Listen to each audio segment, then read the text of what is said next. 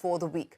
Amidst the global banking turmoil, RBI Governor Shaktikanta has said the Indian banking system remains resilient and stable. He was speaking at a lecture organised by Federal Bank. Ritu joins us now with the key highlights of what the governor had to say. Ritu.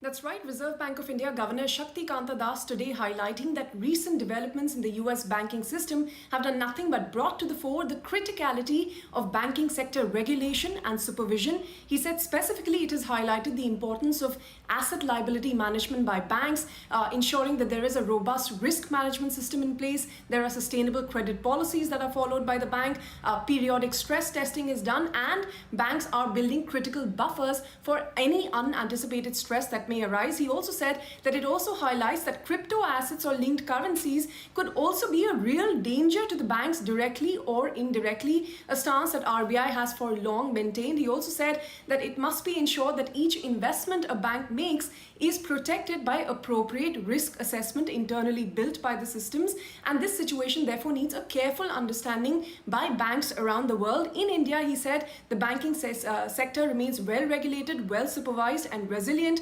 There are several steps RBI has taken to strengthen financial institutions in India, and he's confident that now with RBI's focus on identifying the root cause of problems instead of just dealing with the symptoms, the banking sector is well positioned to take on any kind of challenges. The recent developments in the United States banking system have brought to the fore the criticality of banking sector regulation and supervision. The way the Indian banking system has evolved and the way it is positioned today, as was mentioned earlier, the Indian banking system continues to be resilient and stable. Now, the Reserve Bank has taken necessary steps in all these areas which I just mentioned. That is the area of risk management, stress doing stress tests, doing, focusing on asset liability issues.